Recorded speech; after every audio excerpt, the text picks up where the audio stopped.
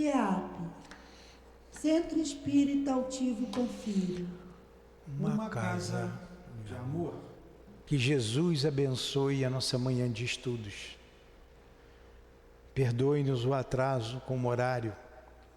A gente tem problemas aqui para resolver ainda, de aulas que antecedem a essa.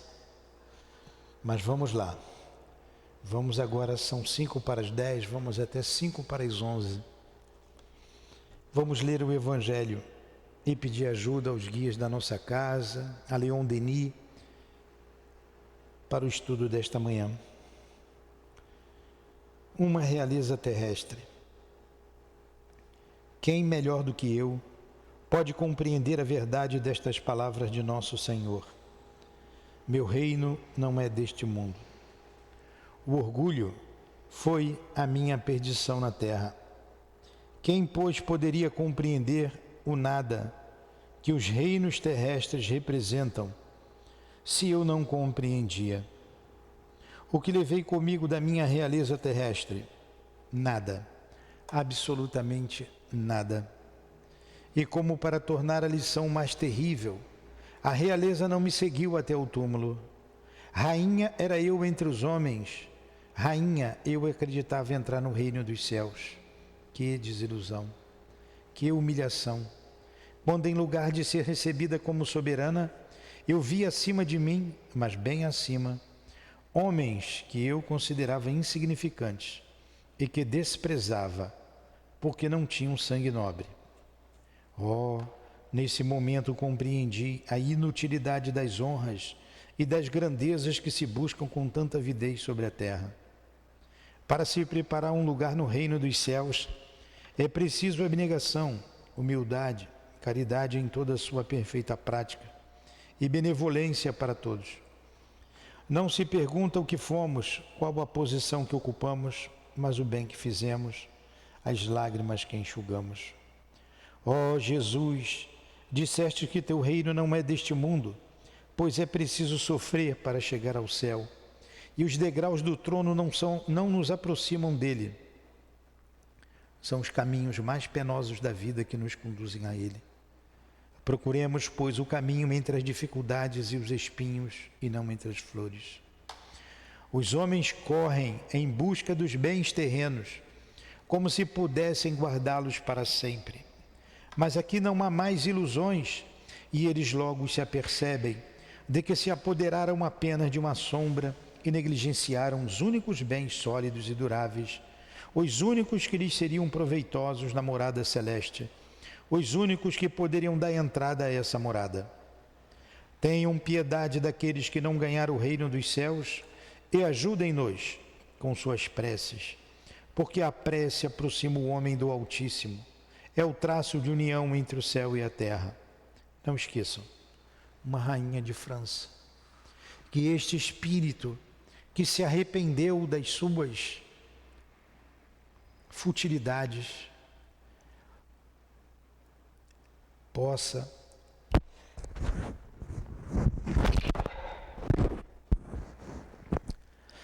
nos inspirar com seu carinho, com seu amor, junto com Leon Denis, o responsável por esta obra que iremos estudar.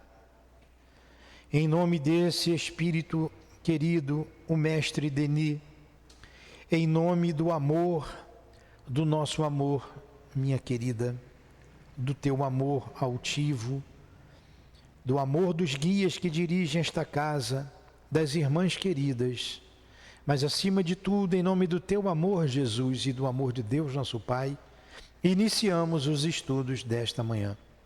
Que assim seja. Graças a Deus.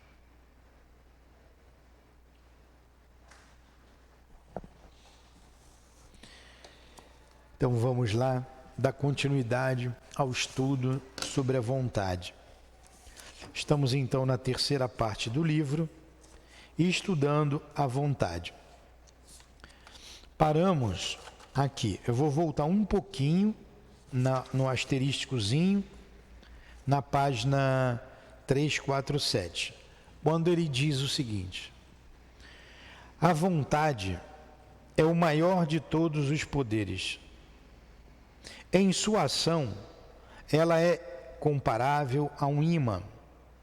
A vontade de viver, de desenvolver em si a vida, atrai para nós novos recursos vitais. Aí reside o segredo da lei de evolução. A vontade pode agir com intensidade sobre corpos fluídicos, ativar suas vibrações e ainda apropriá-lo a um gênero cada vez mais elevado de sensações, prepará-lo para um grau mais alto da existência. O princípio de evolução não está na matéria, está na vontade, cuja ação se estende à ordem invisível das coisas, como a ordem visível e material. Esta é apenas uma consequência daquela. O princípio superior, o motor da existência, é a vontade. A vontade divina é o grande motor da vida universal. Então vamos lá. Nós já começamos semana passada sobre esse trecho, principalmente sobre a primeira parte, que fomos bem fundo, onde Leon Denis orienta que a gente descubra o reino dos céus dentro de nós, como disse o Cristo, buscando a análise íntima para nós sabermos quem nós somos, né? Como nós somos, o que a gente pensa, o que a gente sente, os defeitos que a gente traz para poder corrigi-los. E uma ação poderosa sobre nós mesmos, para nos vermos como anjos, projetos de anjos, como criaturas de Deus, é acionar a vontade para olharmos para nós. Então ele diz aqui, afirmou nesse trecho que lemos, que a vontade é a maior de todos os poderes. A vontade é a maior de todos os poderes. Ter vontade é querer. É querer. E ele colocou que é como um imã a sua ação, ela atrai. Vontade de viver, de desenvolver em si a vida, atrai para nós novos recursos vitais. Olha, vontade de viver, de querer a vida, atrai para nós novos recursos vitais. Não é a vitalidade que dá a vida? Vide aí o Divaldo aí vivendo, tem vontade de viver, atraindo para ele novos recursos vitais. A vontade pode agir com intensidade sobre como fluídico, corpo fluídico. Então, ela, aí reside o segredo da lei de evolução. A vontade pode agir com intensidade sobre o corpo fluídico, ativar suas vibrações e assim apropriá-lo a um gênero cada vez mais elevado de sensações, prepará-lo para um degrau mais alto da existência. Então é no corpo fluídico ou no perispírito que está ali armazenado essas energias em que a vontade atrai. O princípio da evolução não está na matéria, está na vontade. A vontade é um elemento do espírito, cuja ação se estende à ordem invisível das coisas, como uma ordem visível e material. Então, tanto na ordem espiritual como na ordem material. O fluido vital é essa energia que impregna o nosso corpo físico. A gente morre pelo esgotamento dos órgãos. E o esgotamento dos órgãos é a saída do fluido vital, como está no Livro dos Espíritos. Era isso que eu ia falar anteriormente e saltei, porque eu ia falar uma coisa errada, que esse fluido vital estava no perispírito, mas não é, tá? Os suicidas, quando eles desencarnam através do suicídio, o desencarne através do suicídio faz com que essa energia vital seja absorvida pelo perispírito. Aí sim, eles estão com o perispírito impregnado dessa energia vital. é isso que causa dor, é isso que causa dúvida, estou vivo, estou morto. Então, nessas circunstâncias, o perispírito absorve essa energia vital. O princípio da evolução não está na matéria, está na vontade, cuja ação se estende à ordem invisível das coisas como a ordem visível e material. Esta é apenas uma consequência daquela. Então, olha só, as coisas do mundo material é uma consequência da tua vontade, do que o Espírito quer. O princípio superior e motor da existência é a vontade. Tanto que Jesus disse, buscai e achareis, né? Então tenha força, buscai e achareis, batei e a porta se abrirá. Está aí o esforço, o trabalho, mas acima de tudo, a vontade de bater a porta, a vontade de buscar, a vontade de procurar. É a vontade o motor da existência. A vontade divina é o grande motor da vida universal. Quer dizer, o universo existe porque Deus quer, porque Deus pensa, porque tem vontade. O que importa acima de tudo é compreender que podemos realizar tudo no domínio psíquico. Nenhuma força permanece estéril quando se exerce de maneira constante, com vistas a um objetivo condizente com o direito e com a justiça. Olha só, teve aí um programa aí que tudo que a gente quer, a gente consegue. Andou em moda, tem até um livro, Querer é Poder. Tem um livro escrito aí, não me lembro o nome do autor, que você pode conseguir tudo que você queira na vida. Em termos, em parte. É a vontade agindo, mas quando você age de acordo com a lei de amor, com a lei de Deus. Quando você age contra essa lei, você não consegue tudo o que quer. Você não consegue. Você pode até ter uma vitória momentânea, mas a derrota virá logo em seguida. Tudo vai se desmanchar. Né? Então, é o que ele está dizendo aqui, ó.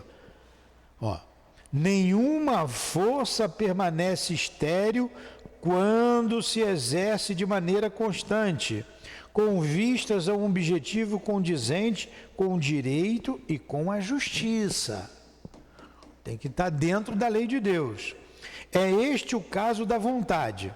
Ela pode agir igualmente durante o sono e em vigília, pois a alma valente que determinou para si um objetivo, busca-o tenazmente, tanto numa quanto noutra fase de sua vida, estabelecendo assim uma corrente poderosa que mina lentamente, silenciosamente, todos os obstáculos. E assim é para a preservação como para a ação. A vontade, a confiança, o otimismo são forças preservativas, proteções que em nós se opõem a toda causa de distúrbio, de perturbação interior e exterior. Às vezes, elas bastam por si mesmas para desviar o mal, ao passo que o desencorajamento, o temor, o mau humor nos desarmam e nos expõem a ele sem defesa. O próprio fato de olhar de frente aquilo que chamamos de mal, perigo, dor, a resolução de afrontá-los, de vencê-los, diminuir-lhes a importância e o efeito. Com o nome de Mind Cure, cura mental, ou ciência cristã, os americanos aplicaram este método terapêutica e não se pode negar que os resultados obtidos tenham sido consideráveis. Este método resume-se na seguinte fórmula: o pessimismo enfraquece, o otimismo fortalece. Consiste em uma eliminação gradual do egoísmo, na união completa com a vontade suprema, fonte das forças infinitas. Os casos de cura são numerosos e se apoiam em testemunhos irrefutáveis. Tem sido este, aliás, em todos os tempos e sob formas diversas, o princípio da saúde física e moral. Vontade de agir, vontade. Aí que nós paramos semana passada. Por isso eu li um pouco de presteza. Vamos lá. Sob o aspecto físico, por exemplo, não destruímos os infusórios, os infinitamente pequenos que vivem e se multiplicam em nós, mas nos fortificamos a fim de evitar que nos causem danos. Assim também, sob o aspecto moral, nem sempre afastamos as vicissitudes da sorte, mas podemos fortalecer-nos o bastante para suportá-los com alegria. Elevamo-nos acima delas por um esforço mental, dominamo-las, sujeitamo-las de tal forma que elas perdem todo o caráter ameaçador para transformar-se em auxiliares de nosso progresso e de nosso bem. Diga, por favor. Então, vamos lá. Então, a vontade exercida sobre o aspecto físico nos dá saúde. A gente não vai destruir os infusórios, mas o corpo físico é constituído de uma infinidade, uma miríade de células que são seres vivos.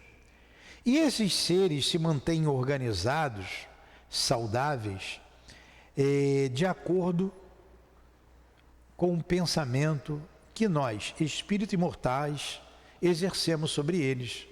Então, o nosso pensamento vai manter o nosso corpo físico em equilíbrio, forte. Então, nós influenciamos nas células vivas do nosso corpo, com o nosso pensamento, com o nosso sentimento. Então, vamos ter assim mais saúde, mais longevidade. E quanto ao aspecto moral, o mesmo princípio. É você afastar uma tentação da tua cabeça. Você tem que querer. Afasta de mim este mal, Senhor. Afasta de mim este mal, este pensamento que me leva à sensualidade, que me leva ao furto, que me leva ao vício, seja ele qual for. Ajuda-me, Senhor. Hoje eu não vou fazer isso, eu não quero isso para mim, eu não quero mais isso para mim. Me ajuda, me fortaleça. Eu sou seu, Senhor. Eu te pertenço. Conduz a minha vida, conduz a minha mente, conduz a minha alma, Senhor, para que eu cumpra com o meu dever. Eu devo dizer isso diariamente, para comigo, para com Deus. Isso é se amar, e isso é a gente nos amarmos, isso é a gente querer saúde espiritual e, em consequência, a saúde moral. Perguntas? Em outra parte de nossa obra, é aqui, né? Demonstramos, apoiando-nos em fatos recentes, o poder da alma sobre o corpo. Olha aí. Na sugestão e na autossugestão. Lembraremos apenas alguns exemplos ainda mais concludentes. Então, ele vai pegar uns exemplos. Então, vamos pegar esses exemplos dos fatos recorrentes do poder da alma sobre o corpo.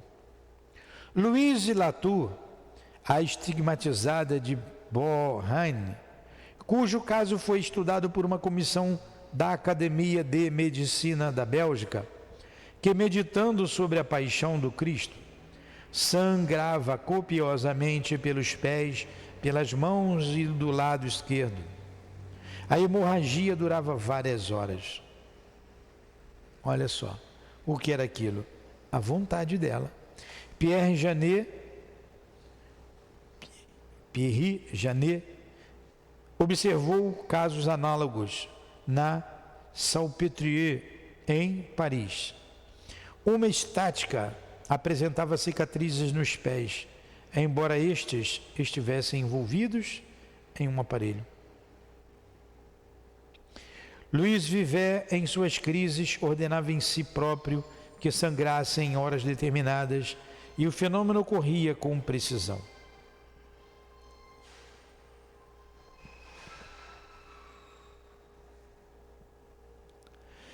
Encontram-se fatos da mesma ordem em certos sonhos, assim como nos fenômenos chamados noivy, ou sinais de nascença.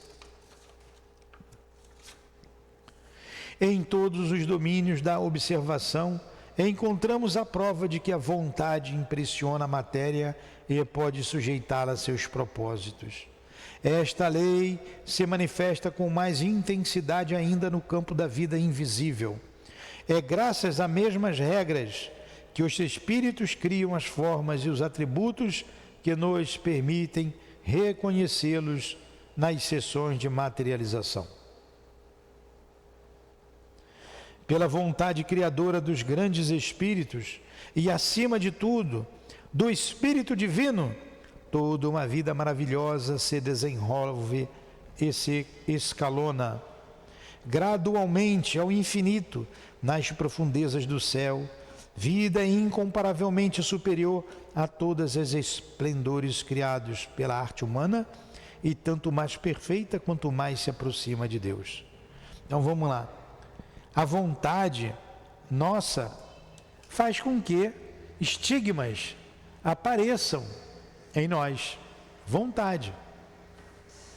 Como alguns exemplos trazidos aqui pelo nosso Leon Denis.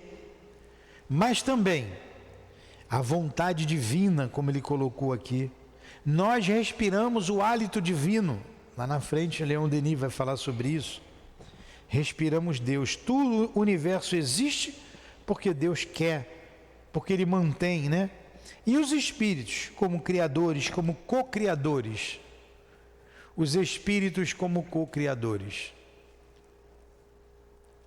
Depois pede o Claudinho, se ele espera um pouquinho para conversar comigo. Se ele puder, se ele quiser assistir a aula. Então você vê Jesus como co-criador. Trouxe a terra e vida à terra. Deus criou a essência, a matéria. E olha o nosso Jesus construindo esse planeta para a nossa evolução, para o nosso crescimento, para a nossa educação. Vemos as infinidades de colônias espirituais criadas por espíritos, pela sua vontade. Como a colônia que todos conhecem, Nosso Lar. No início do livro é dita como ela foi construída, quando foi construída, por um grupo de portugueses que precisavam receber aqui, em nossas terras, os seus compatriotas. E assim, todas as demais colônias espirituais, pela vontade de espíritos, com um pensamento firme. Aqui, no mundo espiritual, em nossa casa, existem prédios, seções, locais de trabalho construídos pela vontade desses espíritos. Assim como nós construímos essa casa, né, material, com muito esforço, pensamos antes, mas eles manipulam a matéria com o pensamento. Se o homem conhecesse a extensão das forças que nele existem em germe, talvez ficasse deslumbrado, mas em vez de se julgar fraco e de temer o futuro, compreenderia a sua força, sentiria que ele próprio pode criar esse futuro. Cada alma é um foco de vibrações que são ativadas pela vontade. Uma sociedade é um agrupamento de vontades que, quando unidas, voltadas para o mesmo objetivo, constituem um centro de forças irresistíveis. As humanidades são focos ainda mais poderosos que vibram na imensidão. Pela educação e pelo treinamento da vontade, certos povos chegam a resultados que parecem milagres. a energia mental, o vigor dos espíritos dos japoneses, sua indiferença pela dor, sua impassibilidade diante da morte, causam espanto aos ocidentais e foram para estes uma espécie de revelação. O japonês habitua-se desde a sua infância a dominar suas impressões e nada deixar transparecer de seus aborrecimentos, decepções, sofrimentos, a conservar-se impenetrável, a nunca se lamentar e nunca se encolerizar, a sempre encarar de boamente a má sorte. Então, isso aí foi escrito no século XX, iniciozinho ali do século XX, falando ali da tenacidade desses irmãos nossos, né, orientais, a educação que eles têm. Tal educação tempera os caracteres e assegura o sucesso em todas as coisas. Na grande tragédia da existência e da história, o heroísmo representa papel capital e a vontade que faz os heróis. Este estado de espírito não é exclusivamente dos japoneses. Os hindus, através do que chamamos Hatha Yoga, ou exercício da vontade, chegam a suprimir em si sensações da dor física. Deixa eu ver aqueles faquis, né? Deitado em cama de prego, em vidro, e não sentir nada. Agora imagine a vontade de Jesus. Claro que foi um sofrimento, uma dor muito grande, mas ele conseguiu controlar com seu pensamento a dor. Este estado de espírito não é exclusividade dos japoneses. Os hindus, através do que chamamos Hatha Yoga, ou exercício da vontade, chegam a suprimir em si sensações da dor física. Por aí, pode-se avaliar quanto a educação mental e o objetivo dos asiáticos são diferentes dos nossos. Tudo entre eles tende a desenvolver o homem interior, sua vontade, sua consciência, tendo em vista os vastos ciclos da evolução que eles estão abertos, enquanto o europeu adota preferentemente como objetivo os bens imediatos, limitados ao círculo da vida presente. Os objetivos a atingir nos dois casos são divergentes, e esta divergência resulta de uma concepção essencialmente diferente do papel do ser no universo. Há muito tempo, os asiáticos têm considerado com um misto de assombro e piedade nossa agitação febril, nossa paixão por coisas circunstanciais e efêmeras, nossa ignorância das coisas estáveis, profundas, indestrutíveis, que constituem a verdadeira força do homem. Daí o contraste impressionante existente entre as civilizações do Oriente e do Ocidente.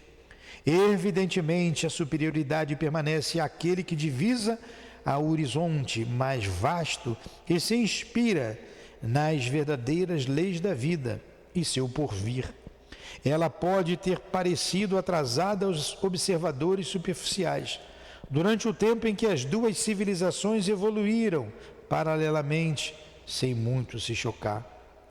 Mas, desde que as necessidades da existência e a pressão crescente dos povos do Ocidente forçaram os asiáticos a entrar na corrente dos progressos da modernidade, este é o caso dos japoneses.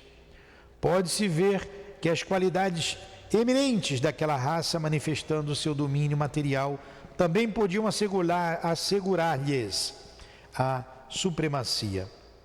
Caso este estado de coisas se acentue, como é de temer, se o Japão obtiver sucesso em carregar com ele todo o Extremo Oriente, é possível que a dominação do mundo mude de eixo e passe de uma raça a outra, principalmente se a Europa persistir em se desinteressar por aquilo que constitui o mais elevado objetivo da vida humana e em concentrar-se em um ideal inferior e quase bárbaro. Então, essa posição aqui de Leon Denis era do século passado, a visão que ele tinha de mundo e como estava o mundo naquele momento. Mas a gente vê o potencial japonês, realmente tem uma educação diferente. Hoje eles vivem um drama lá muito difícil, né, que é o suicídio, as drogas. Mas é um povo mais contido, diferente do nosso. É diferente. Você vê o próprio chinês, o próprio, como ele, o indiano, tem o comportamento do brasileiro, ele falou do europeu, vamos trazer aqui para a gente. Não se preocupa muito com isso, a sua maioria quer, né, é um povo indisciplinado ainda, até certo ponto rude. Mas a gente está aqui divulgando a doutrina espírita para poder esse povo encontrar um caminho, né? Encontrar um caminho reto.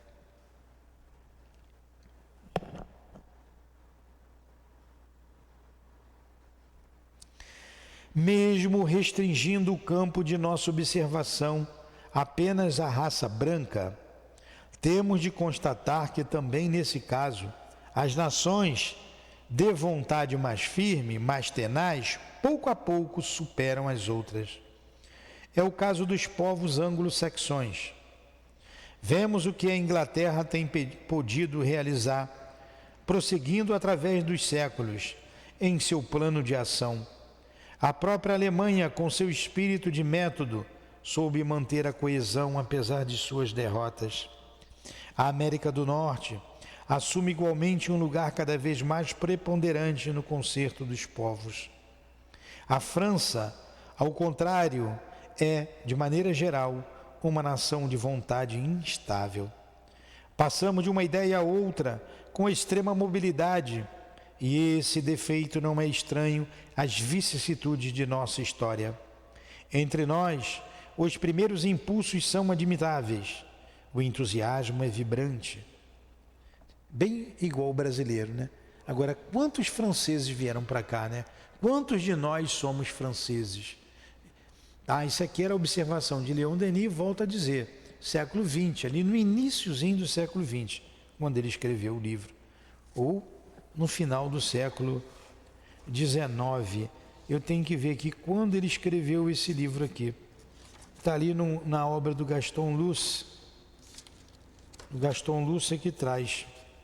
Coloca aí quando foi escrito o livro Problema do Ser e do Destino, de Leon Denis. O Depois da Morte foi no finalzinho do século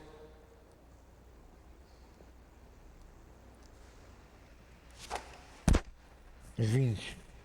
Agora, o Problema do Ser, acho que foi século XIX, 1800 e pouquinho. Vê aí, 1890. Vê o Depois da Morte e o Problema do Ser. O livro do Gaston Luce traz tudo isso. Se ele não me encontrar ali, eu falo para vocês depois.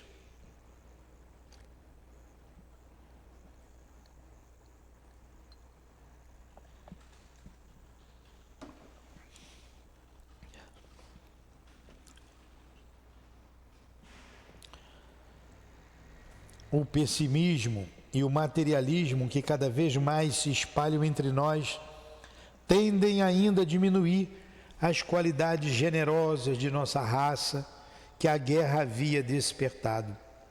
Os recursos profundos do espírito nacional atrofiam-se por falta de uma educação forte e de um ideal elevado.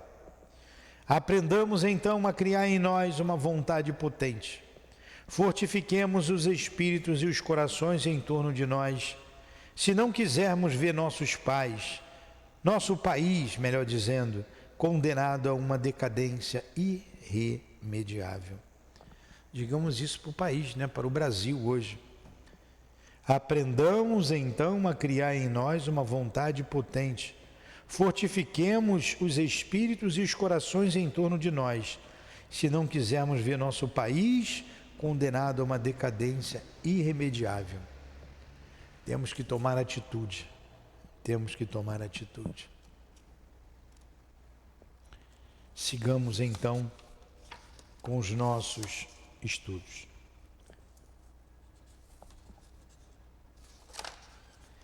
Querer é poder. Olha que beleza. Querer é poder. A potência da vontade é ilimitada. O homem, consciente de si mesmo, de seus recursos latentes, sente que suas forças crescem proporcionalmente a seus esforços. Sabe que tudo que deseje de bem e de bom e deve cumprir-se, cedo ou tarde, inevitavelmente, seja no presente, seja na sequência de suas existências, desde que seu pensamento esteja de acordo com a lei divina. E é nisto que se confirma a palavra celeste. A fé transporta montanhas. Não é consolador e belo poder dizer a si mesmo: sou uma inteligência e uma vontade livres. Construí-me a mim mesmo inconscientemente através dos tempos. Edifiquei lentamente minha individualidade e minha liberdade, e agora conheço a grandeza e a força que estão em mim. Olha que beleza! Nós somos o resultado de nós mesmos. Nós nos construímos a cada dia, a cada temporada, a cada encarnação, mas é no dia a dia, com o nosso esforço, que a gente vai construindo desenvolvendo, melhor dizer, esse arcabouço espiritual, esse espírito imortal que Deus criou, e nós, com a nossa vontade, vamos desenvolvendo. 1908 foi escrito o Programa Lucidez do Destino. E o Depois da Morte? Acho que é 1890. Iniciozinho do século, 1908, iniciozinho do século XX. Estava certo. Vou ler de novo, esse belo parágrafo e elucidativo. Querer é poder. Querer é poder. A potência da vontade é ilimitada. O homem consciente de si mesmo, de seus recursos latentes, sente que suas forças crescem proporcionalmente aos seus esforços.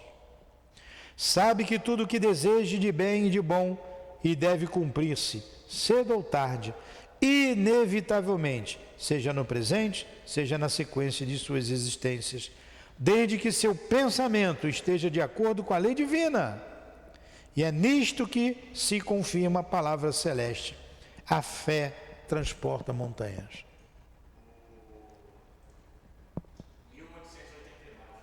1889. Quase que eu acertei, 1990. Porquê da vida, 1885. Depois da morte, 1889. Cristianismo e Espiritismo, 1898. E o Programa Lucidez, em 1908. Pois é. Então vamos lá. Então nós estamos construindo em nós, desde que sigamos a lei divina. Nós temos que estar sempre de acordo com a lei de Deus. Sempre. Não é consolador e belo poder dizer a si mesmo: sou uma inteligência e uma vontade livres. Sou uma inteligência e uma vontade livres. Construí-me a mim mesmo, inconscientemente, através dos tempos. Edifiquei lentamente a minha individualidade e minha liberdade, e agora conheço a grandeza e a força que estão em mim. Apoiar-me-ei nelas. Não permitirei que uma só dúvida astolde, nem por um instante, e através delas com a ajuda de Deus e de meus irmãos do espaço, superarei todas as dificuldades, vencerei o mal em mim, libertar-me-ei de tudo que me atrela às coisas grosseiras, para empreender meu voo em direção aos mundos felizes. Olha, o que Leon Denis diz é uma prece, é quase que uma prece. Eu construo, eu estou me construindo, e com a ajuda dos meus irmãos espirituais, com a ajuda de Deus, eu vou vencer. Olha que beleza, vou ler novamente. Não é consolador e belo poder dizer a si mesmo: sou uma inteligência e uma vontade livres? Construí-me a mim mesmo inconscientemente através dos tempos. Edifiquei lentamente minha individualidade, minha liberdade. E agora conheço a grandeza e a força que estão em mim. Apoiar-me-ei nelas. Não permitirei que uma só dúvida atolde, nem por um instante, e através delas, com a ajuda de Deus e de meus irmãos do espaço, superarei todas as dificuldades, vencerei o mal em mim. Libertar-me-ei de tudo que me atrela às coisas grosseiras, para empreender meu voo em direção aos mundos felizes. É uma prece. Que beleza! Quanta profundidade o mestre Denis nos traz a visão sobre a nossa vontade, uma potência da alma que todos trazemos,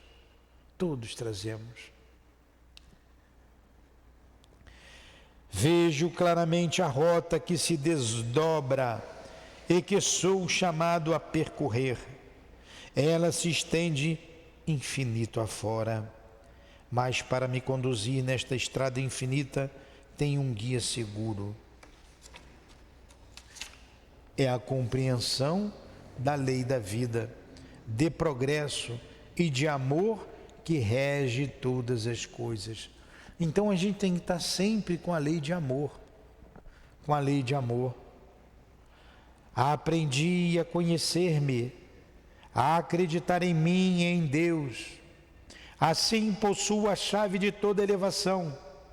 E neste caminho imenso que se abre aos meus passos, manter-me-ei firme, inquebrantável em minha vontade de crescer e elevar-me, mas e com o apoio de minha inteligência, que é filha de Deus, atrairei para mim todas as riquezas morais e participarei de todas as maravilhas do cosmos. Olha o objetivo, olha o que Leon Denis diz: com a minha vontade e a minha vontade de crescer e de elevar-me, mais o apoio da inteligência, que é filha de Deus, atrairei para mim todas as riquezas morais. Ele não falou riqueza material, não é ouro, não é pérola, não é prata, é a riqueza espiritual que a nossa vontade vai acionar. Minha vontade me encoraja, avante sempre adiante. Que palavras, hein? Que palavras otimistas. Sempre mais conhecimento, mais vida divina. E por causa dela conquistarei esta plenitude de existência. Tornar-me-ei uma personalidade melhor, mais radiante, mais capaz de amar. Olha só o que ele diz: tornar-me-ei uma personalidade mais irradiante e com mais capacidade de amar. Saí definitivamente do estado inferior do ser ignorante. Inconsciente do seu valor e de seu poder. Afirmo-me na independência e na dignidade da minha consciência e estendo a mão a todos os meus irmãos, dizendo-lhe: olha só, Tiago, com isso, você conquistando os valores morais, você não mais fica triste por causa dos outros. Você mais não se ofende, você não mais se ofende. Não mais fica triste.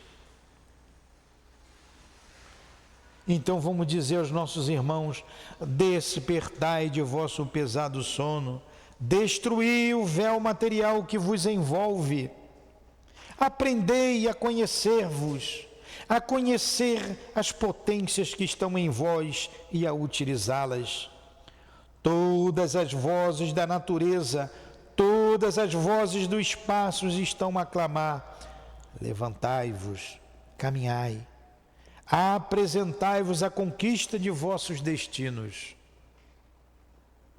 Eu tenho que ler, é tão bonito que eu não quero estragar com o meu comentário, de tanta beleza. A todos vós que, vergados ao peso da vida, julgando-vos sozinhos e frágeis, sucumbis à tristeza e ao desespero, ou que aspirais ao nada, venho dizer: o nada não existe, a morte é um novo nascimento, um encaminhamento para novas tarefas, novos trabalhos, novas colheitas. A vida é uma comunhão universal e eterna que liga Deus a todos os seus filhos. Então, quando estiveres tristes, não pense na morte, porque ela não existe. A gente só muda e continua trabalhando, muda de estágio. A todos vós que vos sentis esgotados pelos sofrimentos e decepções, pobres seres aflitos, corações ressequidos pelo áspero vento das provas, espíritos feridos, machucados pela roda de ferro da adversidade, venho dizer: não existe alma incapaz de renascer e de florescer novamente. Basta que queirais e sentireis despertar em vós forças desconhecidas. Acreditai em vós, em vosso rejuvenescimento, em novas vidas. Crede em vossos destinos imortais. Crede em Deus, sol dos sóis, foco imenso do qual uma faísca brilha em vós e pode dar lugar a uma ardente e generosa chama. Sabei que todo homem pode ser bom e feliz. Para tornar-se tal, basta que ele o queira com energia e constância. Esta concepção mental do ser, amadurecida na obscuridade das existências dolorosas, preparada pela lenta evolução dos tempos, florescerá à luz das vidas superiores e todos adquirirão a magnífica individualidade que nos está reservada. Então é a gente construir em nós o homem novo. Então nós temos aqui, crede em Deus, o sol dos sóis, o fogo imenso, do qual uma faísca brilha em vós e pode dar lugar a uma ardente e generosa chama. Olha que beleza que Leon Denis traz. Ele está animando-nos, incentivando-nos. Olha o escritor, o papel do escritor. Vou ler de novo. Que incentivo, que incentivo. Crede em Deus, sol dos sóis, foco imenso, do qual uma faísca brilha em vós e pode dar lugar a uma ardente e generosa chama. Nós somos uma faísca de Deus e só depende de nós essa faísca transformar-se numa chama. É só assinalarmos a nossa vontade. Sabei que todo mundo pode ser bom e feliz. Para tornar-se tal, basta que ele queira com energia e constância. Olha só. Então, para que nós nos tornemos homens bons e felizes, basta que nós queiramos com energia e constância. Vontade, energia, vontade, constância. Esta concepção mental do ser amadurecida na obscuridade das existências dolorosas, preparada pela lenta evolução dos tempos, florescerá à luz das vidas superiores e todos adquirirão a magnífica individualidade que nos está reservada. Dirigi incessantemente o vosso pensamento para esta verdade, e podereis tornar-vos o que desejardes. Dirigi incessantemente o vosso pensamento para esta verdade, e podereis tornar-vos o que desejardes. Sabei querer ser sempre maiores e melhores. Aí está a noção do progresso eterno e o meio de realizá-lo. Aí está o segredo da força mental, da qual decorrem todas as forças magnéticas e psíquicas. Quando tiverdes adquirido este domínio sobre vós mesmos, não tereis mais que temer os recuos, nem as quedas, nem as doenças, nem a morte. Tereis feito de vosso eu inferior e frágil uma individualidade elevada, estável, poderosa. Está aí. Dá até pena de parar. Eu vou ter que voltar esse capítulo todinho de novo, antes de começar aqui, a consciência e o ser íntimo. Vou ler de novo na aula que vem, sabia?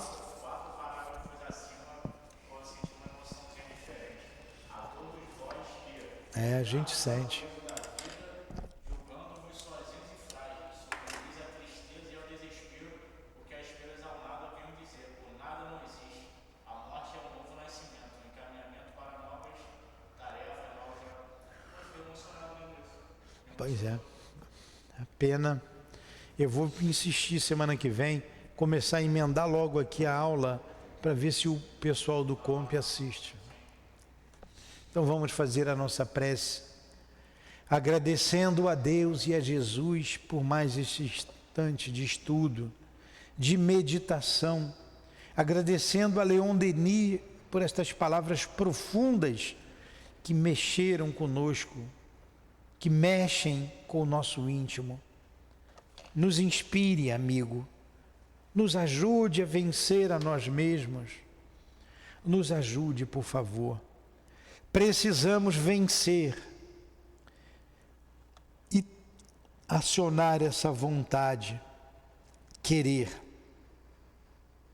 E tu dissestes, com a ajuda de Deus, com a ajuda dos bons espíritos, com a sua ajuda. Nós estamos te pedindo ajuda, Leon Denis. Estamos pedindo ajuda a ti, ao altivo, aos guias desta casa, amorosos e amigos. A você, minha amada Lourdinha, estamos pedindo ajuda, socorro para vencermos essa etapa de vida, vencermos a inferioridade que ainda nos caracteriza como homens imperfeitos. Precisamos, queremos a felicidade e assim queremos buscar os valores da alma e conquistá-los. Ajuda-nos. Abençoe a nossa casa, Senhor. Abençoe o nosso esforço.